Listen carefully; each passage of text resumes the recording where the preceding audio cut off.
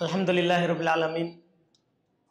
Wassalatu wassalamu ala Rasulillah wa ala alihi wa ashabihi wa man tabi'ahum bi ihsan ila yaumiddin. Amma ba'd. Kaum muslimin wal muslimat, jamaah salat maghrib rahimani wa rahmakumullah. Alhamdulillah, kembali pada malam hari ini kita melanjutkan kajian kitab Umdatul Fiqh karya Imam Muwaffaquddin Ibnu Qudamah Al-Maqdisi rahimahullah.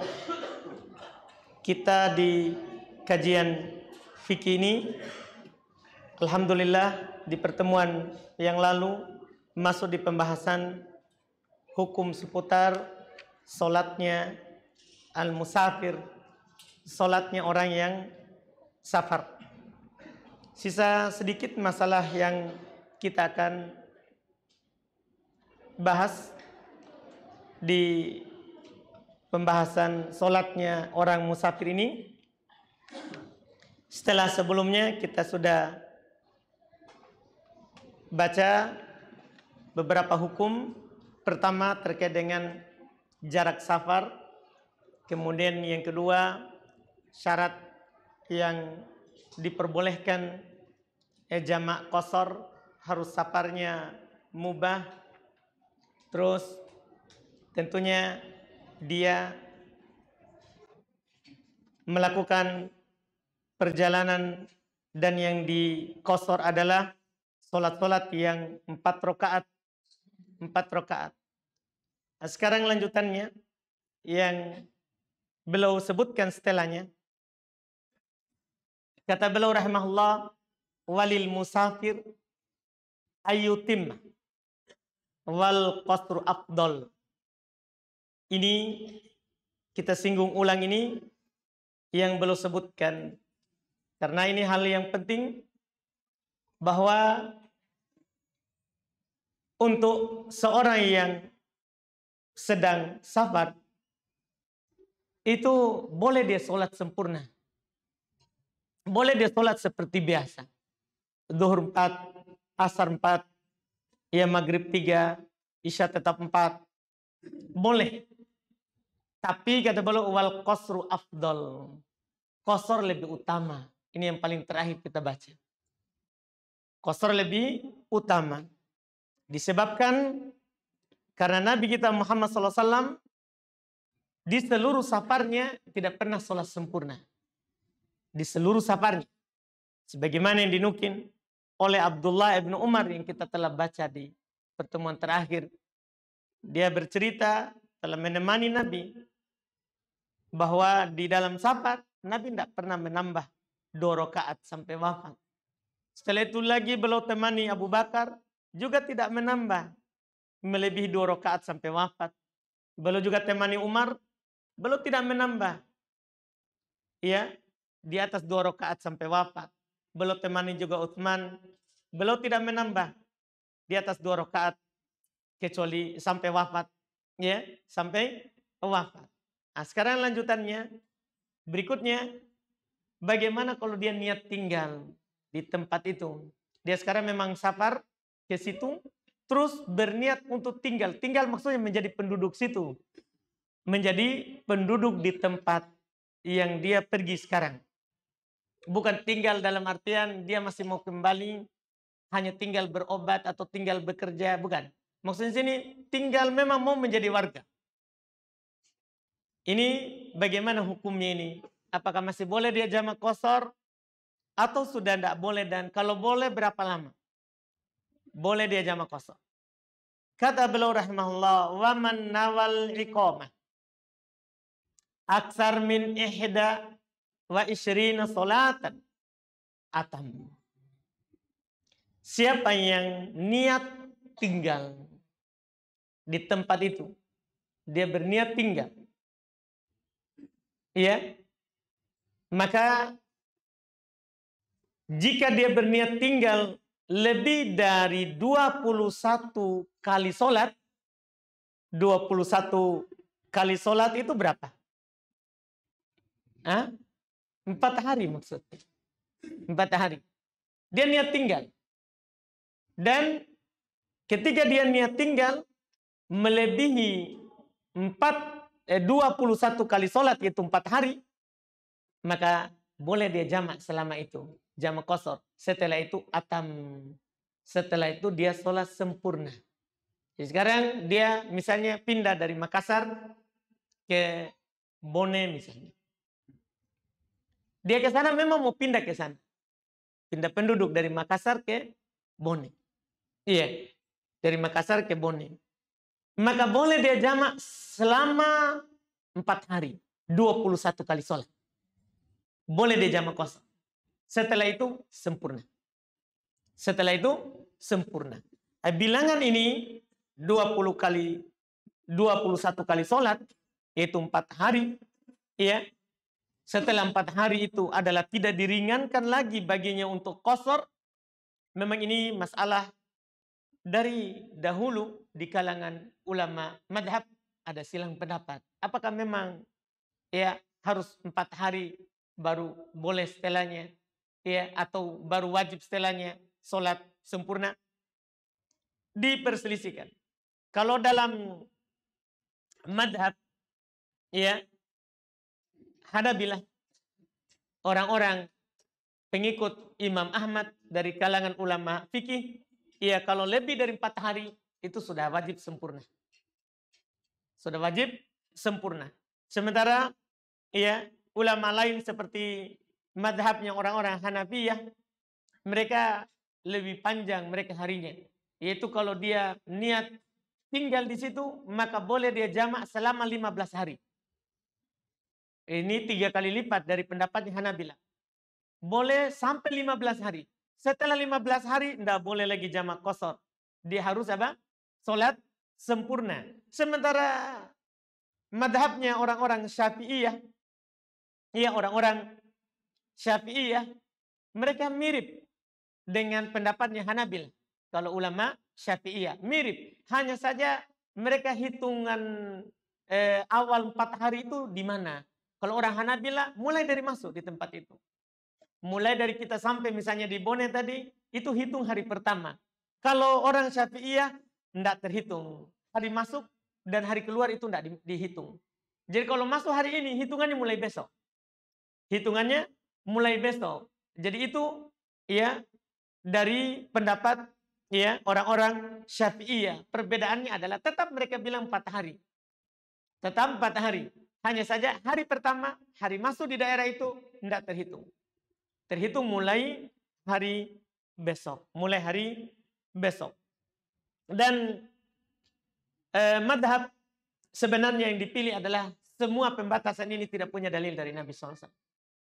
Tidak ada dalil Nabi kita Muhammad SAW mengatakan kalau kamu niat tinggal maka 4 hari itu boleh jamak qasar. Setelah 4 hari tidak boleh.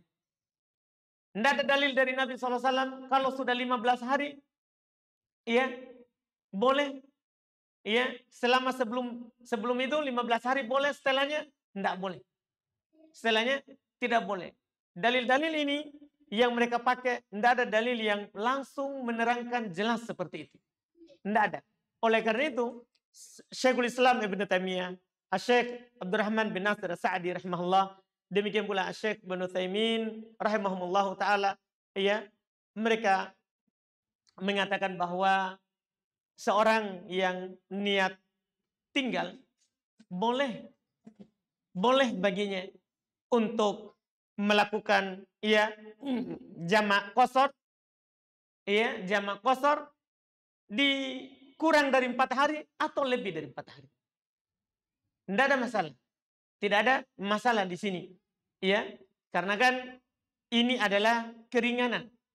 Ini adalah berbicara tentang apa? Keringanan, bukan kewajiban.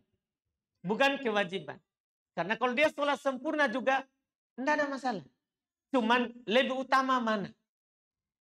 Itu yang dibicarakan. Lebih utama jamak qasar atau sempurna? Jamak qasar atau sempurna? Yang dipilih adalah lebih utama jamak qasar. Tapi berapa batasannya? Tidak ada dalil. Selama mana dan berapa hari baru wajib dia sholat sempurna. Tidak bisa dipastikan. Tidak bisa dipastikan harinya. Karena untuk menentukan hari itu butuh dalil. Sementara di sini tidak ada dalil. Sementara di sini tidak ada dalil. Makanya mereka katakan dilihat dari masyakoh, masih berat atau tidaknya dia. Karena kadang namanya orang baru pindah suatu daerah, banyak hal yang harus dia persiapkan. Ya, banyak kesibukannya. Menyiapkan tempat tinggalnya, demikian pula menyiapkan seluruh yang dia butuhkan di tempat itu. Banyak hal yang butuh dia pertimbangkan, sehingga dari hal tersebut kembali ke kebiasaan orang di tempat itu. Biasanya mereka melakukan jamak qashar kalau sudah sampai suatu daerah berapa lama kalau dia niat tinggal. Kalau dia niat tinggal. Kalau dia ambil jalan hati-hati, hanya diambil selama 4 hari saja, tidak apa-apa. Itu namanya hati-hati. Itu namanya apa? Hati-hati. Karena itu dipegang oleh Hanabila, Syafi'iyah. Hanabila dan Syafi'iyah. Itu hanya sekedar dalam bab apa? Hati-hati, bukan pemastian. Ya, kalau dia jamak qashar selama 4 hari, tidak masalah. Setelah 4 hari, maka dia sholat sempurna. Ini untuk hati-hati saja. Dan ini kalau niat tinggal. Bagaimana kalau tidak niat tinggal di tempat itu? Ya, dia ke situ hanya keperluan untuk berobat misalnya, atau untuk bekerja misalnya, ya, dan dia tidak niat tinggal di situ, dia niat cuman karena kebutuhannya, karena kebutuhannya. Apakah boleh dia jamak qashar atau berlaku tadi 4 hari boleh, setelahnya tidak boleh? Kata beliau, wa illam yujmi' ala dzalik qashara abada. Wa illam yujmi', jika dia tidak berniat. Hati-hati makna yujmi'. Sebagian pelajar yujmi' dia kira itu jamak. Kalau dia tidak jamak begitu, tidak. Yujmi' di sini bermakna an-niyah, al-azm. Iya. Wa illam yujmi', jika dia tidak berniat, seperti hadis terkait dengan niat di malam hari di bulan Ramadan saat berpuasa. Kata Nabi, "Man lam yujmi' as-siyam minal lail." Siapa yang tidak menjamak. Jamak di sini maksudnya berniat. Tidak berniat berpuasa di malam hari. Jadi perhatikan kata bahasa yujmi'. Jadi bukan jamak artinya, tapi berniat. Menyatukan tekad. Siapa yang tidak berniat untuk hal itu, yaitu untuk tinggal. Tidak ada niat untuk tinggal. Dia ke situ, sekali lagi, seperti yang kita sebutkan tadi. Karena dia lagi berobat. Ya, atau karena ada kebutuhan situ. Apa yang terjadi? Qashara abada. Dia boleh qashar selama-lamanya. Ya, kalau tidak ada niat tinggal, boleh qashar selama-lamanya. Ini kata penulis. Iya, ini yang disebutkan oleh penulis. Dan ini tentunya benar adanya seperti itu. Kalau tidak ada untuk niat untuk tinggal, maka boleh qashar sampai kembali. Seperti Nabi kita Muhammad SAW. Belum waktu Fathu Makkah. Iya. Di tahun 8 Hijriah. Makkah ditaklukkan. Itu beliau tidak pernah sholat sempurna di Makkah. Padahal beliau tinggal di Makkah. Karena Makkah ditaklukkan tanpa perang. Tanpa perang. Tidak jadi perang. Memang Nabi masuk untuk menyerang. Tapi Nabi merahasiakan perjalanan penyerangannya ke Mekah. Ya, merahasiakan perjalanannya. Dan tidak ada yang tahu. Karena Nabi SAW mau mengagetkan musuh, orang musyrikin, supaya mereka tidak ada persiapannya. Tidak ada persiapannya. Akhirnya Nabi SAW bersama para sahabat masuk dari banyak penjuru di kota Mekah. Dan mereka menaklukkannya tanpa perang. Orang musyrikin menyerah. Menyerah tanpa perang. Ditaklukkan Mekah. Dan Nabi menetap. Disebutkan Nabi menetap 15 hari. Satu riwayat dikatakan Nabi menetap 16 hari. Bahkan satu riwayat Nabi menetap di situ 18 hari. Sampai belum bergeser dari Mekah ke Hunain. Yang perang Hunain setelahnya. Perang Hunain setelahnya di tahun ke-8, di tahun yang sama itu. Nabi tidak pernah sholat sempurna di Mekah. Sampai kembali ke Madinah. Sampai kembali ke Madinah. Kenapa? Karena Nabi tidak niat tinggal di situ. Di situ belum datang, cuman ada kebutuhan perang. Mau menaklukkan, mau mengambil kembali, ya, Masjid Al-Haram, Ka'bah. Mau mengambil kembali Ka'bah. Nabi tidak pernah sholat sempurna. Ini menunjukkan bahwa walaupun kita tinggal di suatu tempat, kita tinggal, tapi tidak ada niat untuk tinggal di situ. Di situ kita hanya ada kebutuhan. Ada kebutuhan. Maka dengan dasar itu boleh kita jamak qashar sampai kita kembali. Sampai kita kembali. Bahkan walaupun kita yakin kita akan tinggal lama. Walaupun kita yakin dalam sangkaan kita, ya, kita akan lama di situ. Tidak apa-apa. Iya, disebutkan oleh para ulama, ya, sebagai contoh, mereka katakan safar Zaid minan nas ila kharijil bilad yuridul ilaj. Contoh kata mereka, ada seorang bernama Zaid dari kalangan manusia, misal contoh. Dia bersafar keluar negeri. Yuridul ilaj, dia mau berobat. Wala yadri mata yantahi. Dia tidak tahu kapan berakhir dia berobat. Dia tidak tahu kapan berakhirnya. Iya. Fa innahu yusra'u lahul qasr abada. Sesungguhnya kata para ulama disyariatkan baginya untuk jamak qasar selama-lamanya, selama dia tinggal di situ. Hatta lau ghalaba ala dhannihi annahu sayatul. Sampai bahkan walaupun disangkaan kuatnya, dia akan lama di situ. Dia akan lama berobatnya. Sampai seperti itu pun dia boleh jamak qasar. Li'annahu innama baqa'uhu fi hadhil bilad min ajlil hajah. Karena tinggalnya dia di negeri itu karena ada kebutuhannya, bukan karena mau tinggal di situ. Bukan karena mau tinggal di situ. Ini ya terkait dengan hukum orang yang tidak ada niat untuk tinggal. Ini untuk orang yang tidak ada niat untuk tinggal.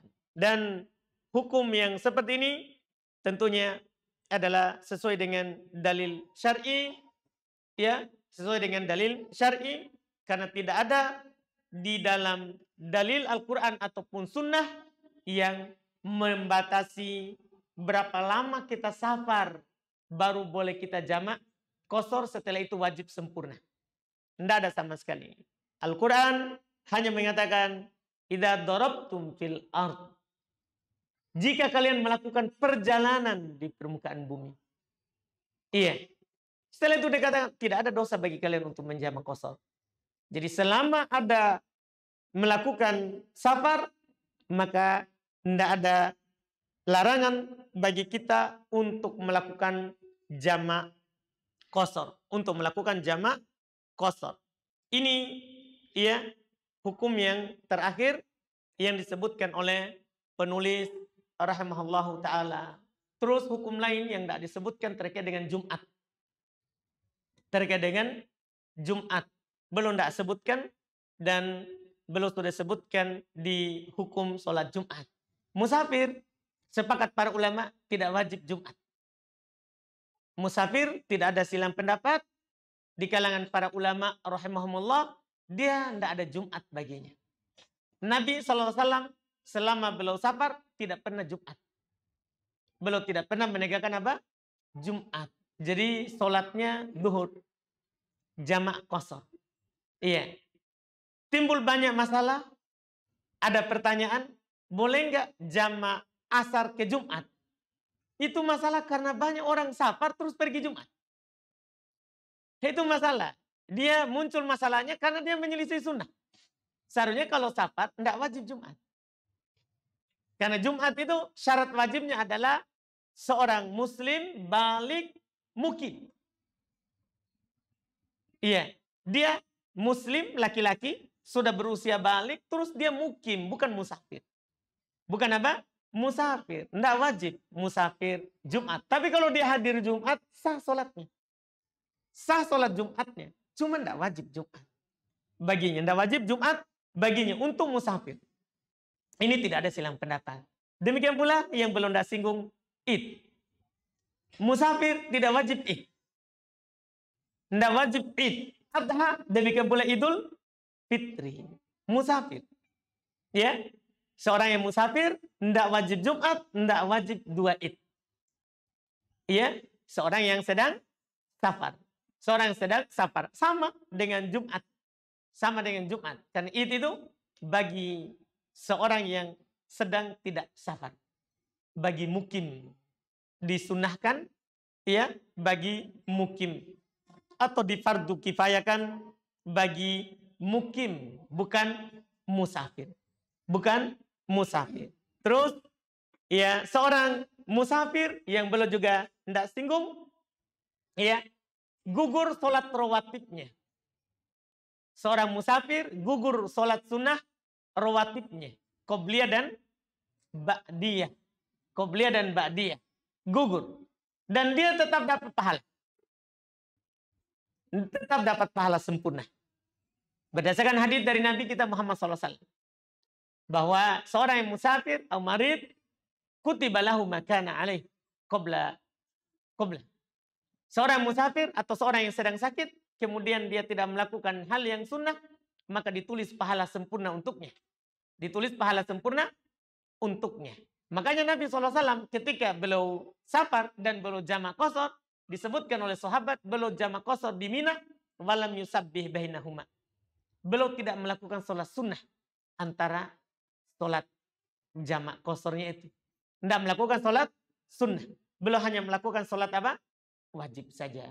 Kecuali 2 rakaat sholat witir atau 2 rakaat sebelum subuh.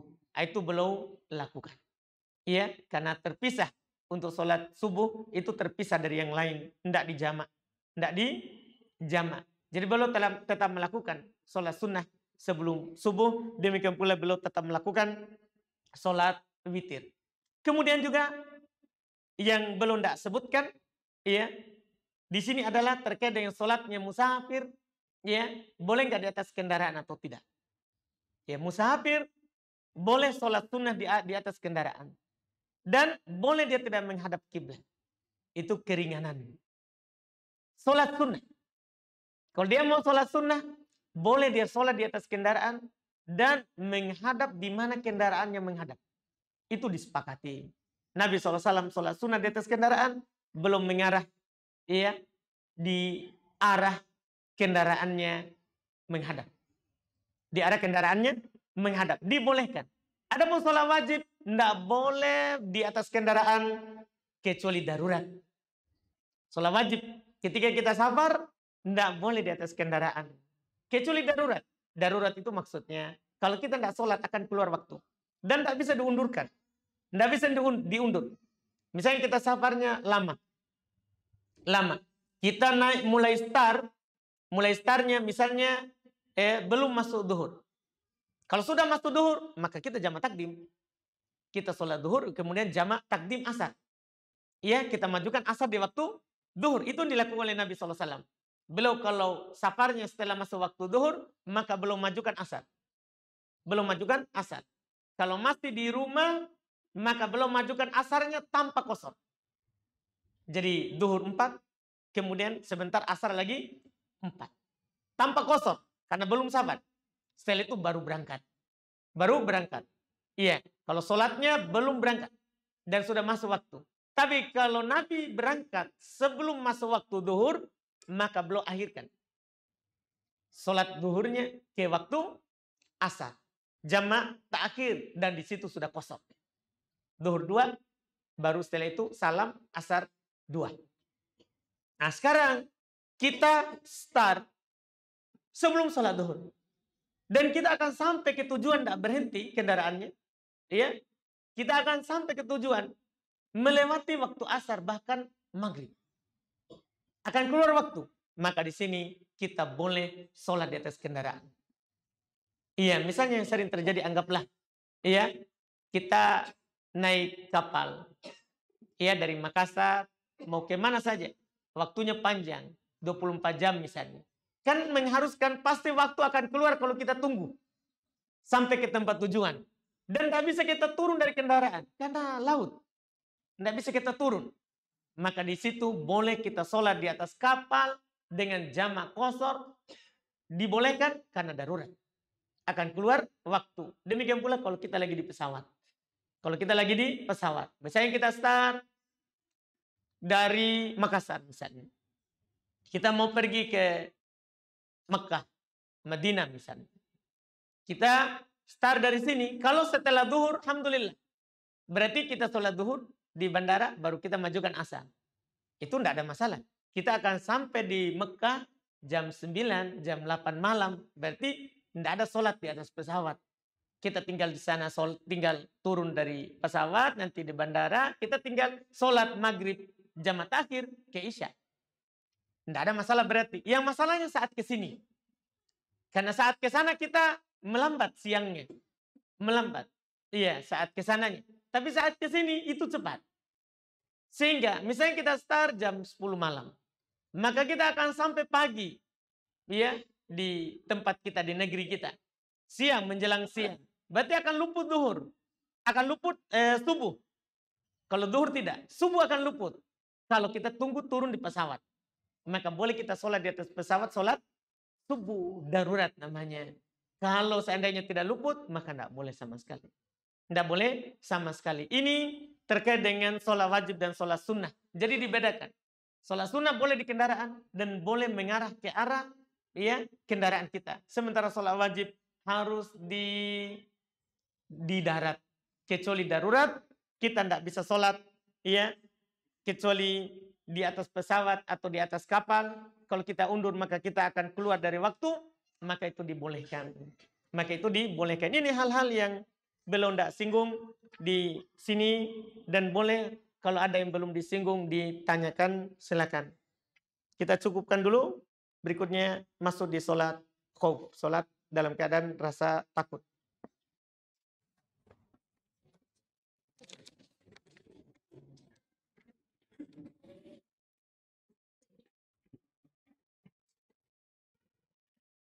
Apa ada keutamaan yang didapat oleh orang yang meninggal pada hari Jumat, malam ganjil di 10 malam terakhir Ramadan dan meninggal karena sakit perut? Kalau 10 terakhir di bulan Ramadan, wallahualam tidak ada dalil yang saya tahu. Tapi kalau di hari Jumat atau malam Jumat ada keutamaannya. Bahwa orang yang meninggal di malam Jumat, ya itu termasuk meninggal dalam keadaan husnu al-khotimah. Dalam keadaan husnu al-khotimah. Itu kabar gembira untuk mereka yang meninggal di hari Jumat atau malam Jumat. Ada demikian pula orang meninggal karena sakit perut. Ya, al-mabtun syahid. Orang meninggal karena sakit perut itu terhitung mati syahid. Meninggal karena sakit perut itu terhitung mati syahid. Ya, orang yang meninggal di dalam keadaan itu. Ada dalil dari Nabi kita Muhammad sallallahu alaihi wasallam. Bagaimana kalau kita pulang kampung lalu tinggal untuk beberapa hari? Apakah sholatnya masih di jamak qashar atau ikut sholat berjamaah di masjid? Nah, sudah kita bilang tadi kalau kita pulang kampung dan kita sudah pindah tempat tinggal. Seperti Nabi, tadinya orang Mekah. Pindah ke Madinah. Pindah ke Madinah. Setelah pindah ke Madinah, belum ke Mekah, maka belum selalu jamak qashar. Maka belum selalu jamak qashar. Saat Fatu Mekah, demikian pula saat belum haji. Kan belum haji tahun ke-10 Hijriah. Setelah Mekah ditaklukkan tahun ke-8, tahun ke-9 Nabi tidak pergi haji. Nabi tidak pergi haji. Beliau suruh dulu Ali bin Abi Thalib, demikian pula Abu Bakar untuk pergi haji dan mengumumkan di orang-orang bahwa tahun depan tidak boleh lagi orang musyrik haji. Karena dulu orang musyrik juga ikut haji mereka. Karena mereka juga beragama katanya di atas agamanya Nabi Ibrahim. Jadi mereka juga berhaji. Maka tahun depannya, di tahun ke-9, Nabi umumkan lewat Ali bin Abi Thalib bahwa tahun depan, tahun ke-10, tidak boleh orang musyrik haji, tidak boleh lagi ada orang haji telanjang. Karena dulu aturan kaum musyrikin, ya orang-orang Quraisy yang musyrikin, orang kalau datang haji tidak boleh tawaf kecuali pakaian dari mereka. Jadi kalau tidak bawa pakaian sudah dia tawaf telanjang.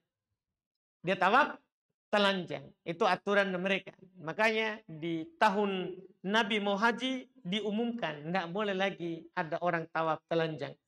Ya, maka Nabi berhaji tahun 10 dan belum jamak qasar. Belum jamak qasar. Belum jamak qasar di Mina, belum jamak qasar dari setelah Arafah ke Muzdalifah, ya setelah maghrib Isya, belum jamak qasar. Belum jamak qasar sampai kembali.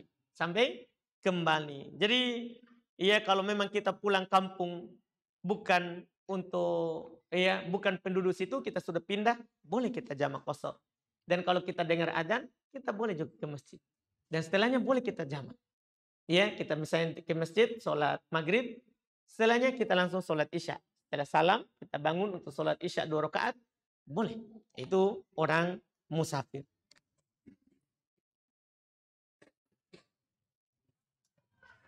Apa hukum membalas chat orang yang mengawali chatnya dengan bismillah? Dengan membalas wa bismillah. Boleh menambah kata wa di depan kata wa bismillah? Tidak ada tuntunan. Tidak ada dalil. Kalau ada orang bilang bismillah, kita lagi bilang apa? Wa bismillah. Bismillah saja, kenapa wa? Iya.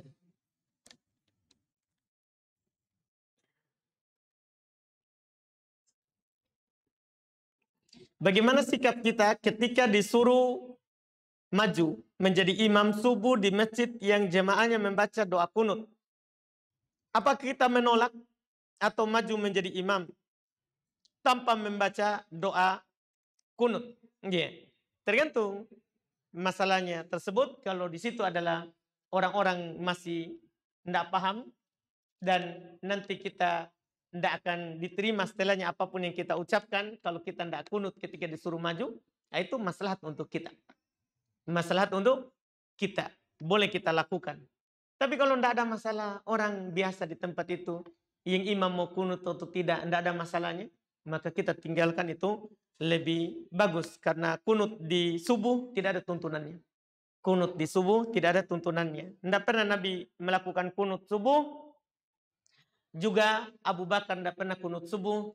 Demikian pula Umar tidak pernah kunut subuh. Utsman tidak pernah kunut subuh. Ali bin Abi Thalib tidak pernah kunut subuh.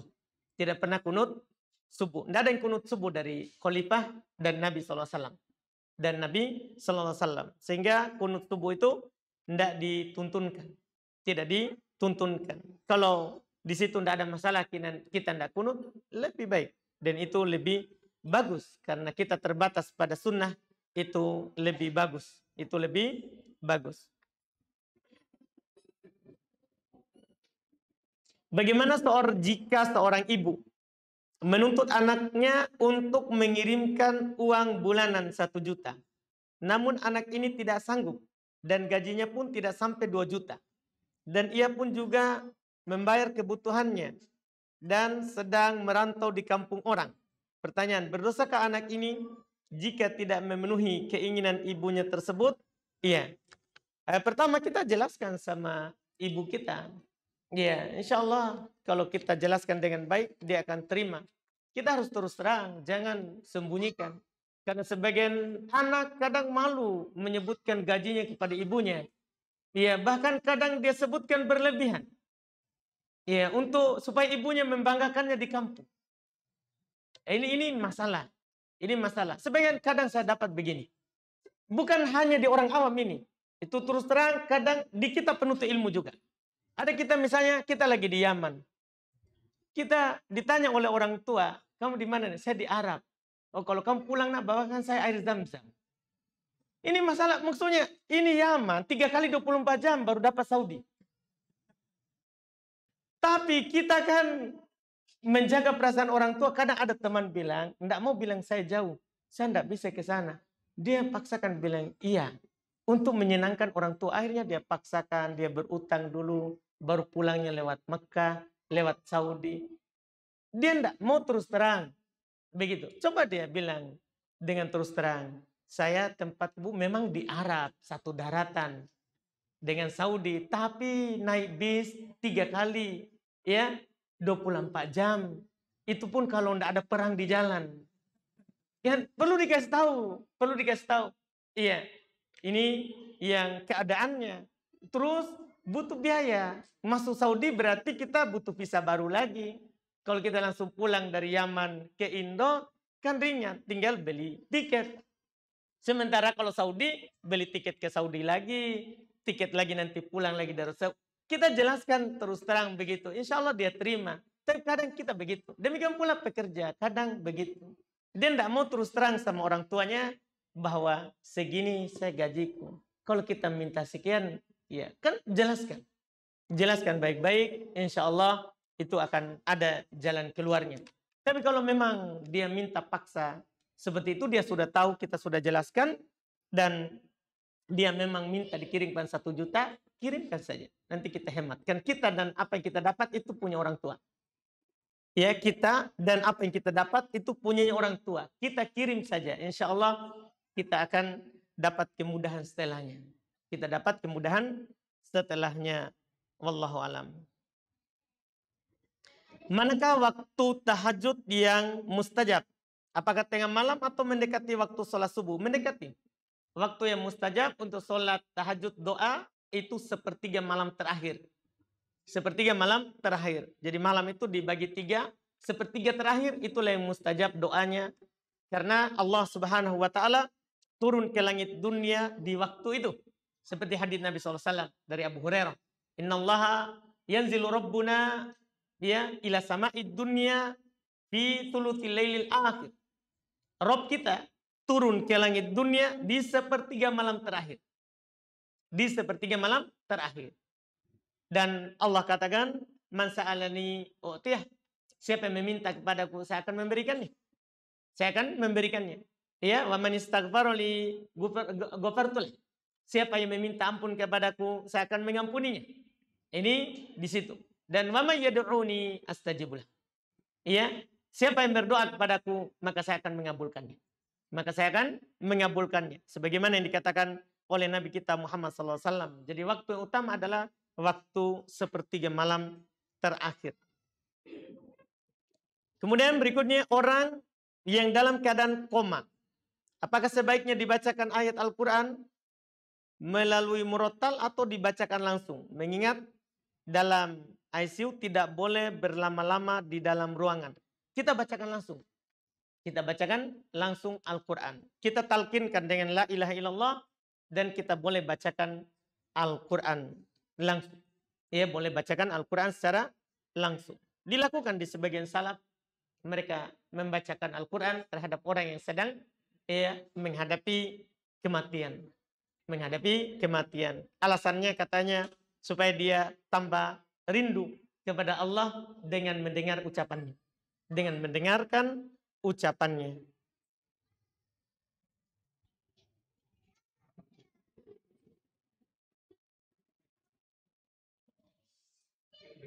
Bagaimana hukumnya Ustadz?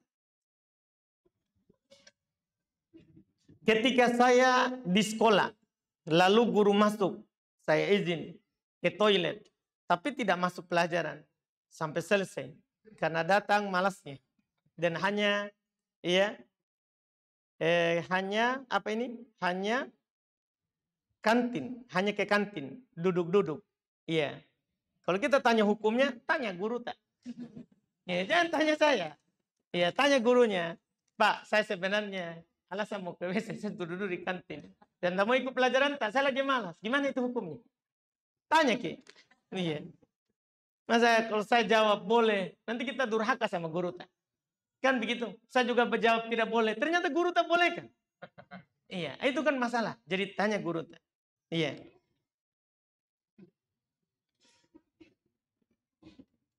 Saya lihat video di FB, katanya tidak ada sholat saat iqamah berkumandang. Lalu bagaimana jika kita lagi sholat sunnah, sudah rakaat terakhir, haruskah membatalkan sholat?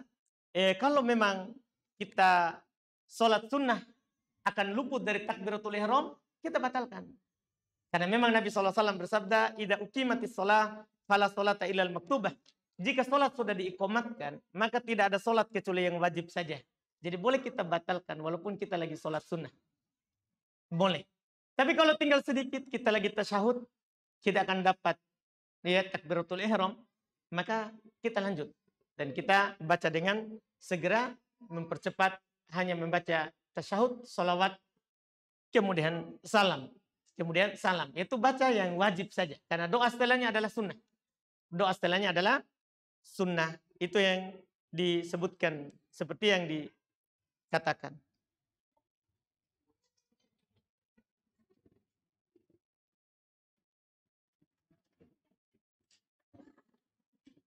Bagaimana hukumnya wanita belajar atau kerja di luar kota? Saat ke sana ditemani mahramnya. Lalu mahramnya pulang karena si wanita tersebut bermukim di tempat tujuan. Boleh. Tidak apa-apa. Iya. Boleh. Yang penting saat dia safar ditemani oleh mahramnya. Ditemani oleh mahramnya. Yang penting dia aman tinggal di situ. Ketika orang musafir, di manakah lebih utama, sholat di rumah atau di masjid? Bagi laki-laki, Ustaz. Kita sudah bilang tadi, bahwa qasar lebih utama. Jamak qasar lebih utama bagi apa? Musafir. Jamak qasar lebih utama bagi musafir daripada sholat sempurna. Bahkan sudah saya singgung tadi, Nabi di Mekah, sholatnya lebih jauh keutamaannya daripada di masjid lain. Tapi belum tetap jamak qasar. Belum tetap jamak qasar. Apakah diperbolehkan seorang wanita menolak laki-laki yang baik akhlak dan agamanya dikarenakan status laki-laki tersebut yang seorang duda dan mempunyai anak? Di sisi lain si wanita tidak yakin kalau orang tuanya akan menerima laki-laki tersebut. Boleh enggak, Pak? Enggak masalah orang menolak. Ya, itu urusannya. Makanya Nabi katakan, al-bikir tusta'man. Iya. Yusta'adin. Kalau itu gadis, maka kita minta izin saja. Kalau dia diam, berarti lanjutkan. Kalau gadis. Kalau janda, bukan diamnya, dia pasti ngomong. Iya. Jadi kalau janda bukan diamnya, tunggu dia ngomong. Apa gunanya minta izin sama gadis? Janda kita kasih tahu dulu. Orang tuanya ini walinya. Apa gunanya? Ini menunjukkan bahwa dia punya hak untuk menolak. Iya. Bahkan dia boleh istikharah.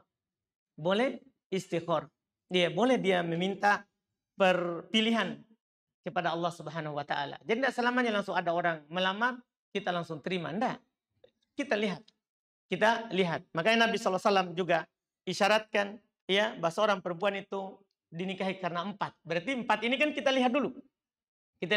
Laki-laki juga sama, dinikahi karena 4 perkara juga. Jadi kita lihat juga. Kalau kita suka, ya cocok, maka kita lanjut. Kalau tidak, seperti itu. Bahkan Nabi contohkan seperti itu juga.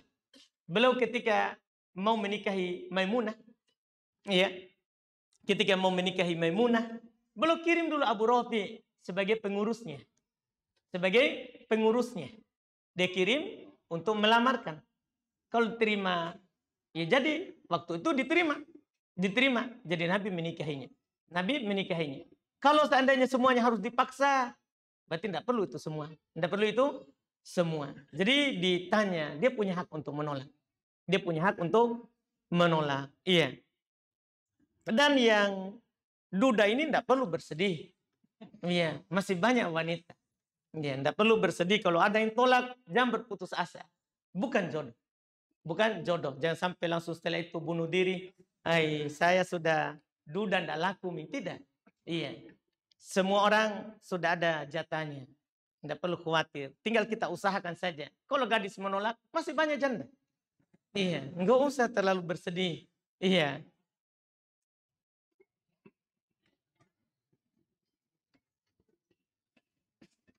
Adakah sunnah-sunnah perjalanan saat safar? Iya, sunnahnya kalau kita lagi menaiki bukit, misalnya jalannya lagi naik, kita takbir. Jalannya lagi turun, kita tasbih. Iya, itu diantara sunnah-sunnah safar. Sunnahnya juga kita berdoa di safar. Karena termasuk tempat mustajabah adalah berdoa saat safar. Itu termasuk sunnah. Kemudian sunnah juga membaca doa safar. Doa ketika kita bersafar. Sunnah. Bagaimana hukumnya kalau menang undian di bank konvensional? Di mana kita tidak ada niat untuk ikut. Jadi kita langsung dapat. Begitu ya. Kita langsung dapat. Tidak boleh kita ambil. Walaupun kita tidak ikut. Karena kita dikasih kenapa? Ya, ada tabungan. Coba kita dapat, kita bukan penabung di situ. Tidak ada uang tak disimpan. Tiba-tiba kita dapat. Halal. Misalnya kita lagi jalan di jalan. Tiba-tiba langsung dikasih mobil. Undian dari bank. Kamu dapat ya karena lewat. Sudah halal. Halal. Adapun karena ada tabungan tak, tidak boleh. Tidak dibolehkan. Bagaimana melakukan sholat safar bagi orang yang menginap di masjid yang ditegakkan sholat 5 waktu. Yang ditegakkan sholat 5 waktu. Boleh. Tidak apa-apa. Boleh dia jamak kosor. Tidak apa-apa. Cuman kalau ada orang sholat berjamaah, dia ikut sholat. Sunnah baginya. Sunnah baginya. Iya. Seperti di kejadian di masa Nabi SAW. Ada sahabat duduk di masjid. Nabi sholat bersama para sahabat. Dia sudah sholat. Jadi dia tidak ikut. Nabi suruh ikut saja. Ikut saja. Dapat pahala. Dapat pahala.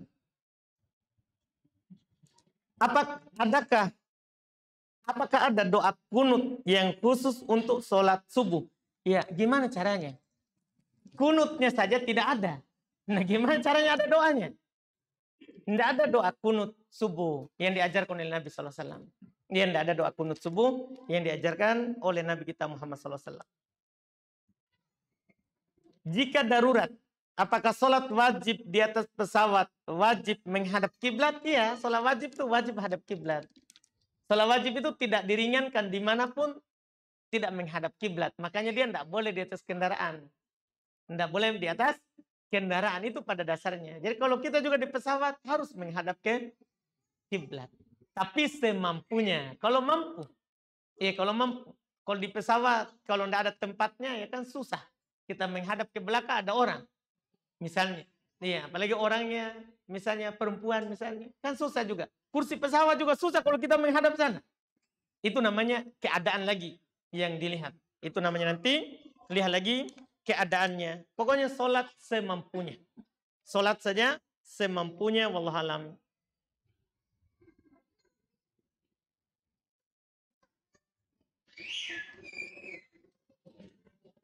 Mohon nasihatnya bagi anak yang insya Allah akan menikah tahun depan. Masya Allah. Buat nasihat pernikahan ini kita minta. Iya, tapi masih lama tahun depan.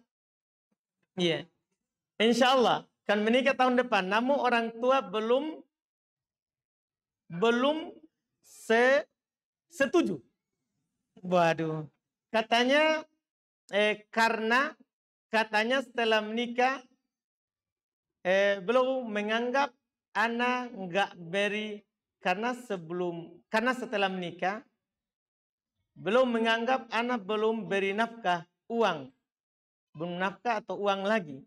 Mohon nasihatnya Ustaz. Ya, kasih tahu saja bahwa menikah itu tidak menghalangi anak menafkahi dan memberikan uang kepada orang tuanya. Kasih tahu saja, bahkan saya ini punya tak setelah menikah dan sebelum menikah. Kasih tahu saja. Iya. Kalau kita suruh nanti ceraikan istriku, aku ceraikan. Kan begitu? Iya, itu anak laki-laki. Beda kalau anak perempuan. Kalau anak perempuan sudah menikah, maka dia ikut perintah suami. Bukan perintah orang tua. Tapi kalau anak laki-laki, ikut perintah orang tua. Ya, ikut perintah orang tua. Jadi dipahamkan saja bahwa setelah menikah itu tidak berkurang. Memang banyak kesalahan yang disebutkan oleh para ulama. Kesalahan seorang suami adalah kadang setelah menikah dia lupa ibunya. Dia lupa bapaknya. Nah, itu tidak boleh. Itu kesalahan suami. Iya, walaupun kita sudah menikah, jangan lupa ibunya, jangan lupa orang tuanya. Sehingga nanti ibu akan merasa bahwa kita telah meninggalkannya. Tidak, tetap kita berbuat baik kepadanya seperti kita belum menikah. Seperti kita belum menikah. Insya Allah kasih tahu saja seperti itu. Semoga kita mudahkan untuk menjalankan pernikahan yang disebutkan. Selesai? Habis waktu? Alhamdulillah. Tapi, cukup? Alhamdulillah. Katanya cukup walaupun belum saatnya. Iya. Pokoknya saya ikut. Iya sama. Iya. Belum. Alhamdulillah. Iya. Kalau dia suruh berhenti sekarang, berhenti. Subhanallah bihamdik. Asyhadu an la ilaha illa anta astaghfiruka wa atubu ilaik. Assalamualaikum warahmatullahi wabarakatuh.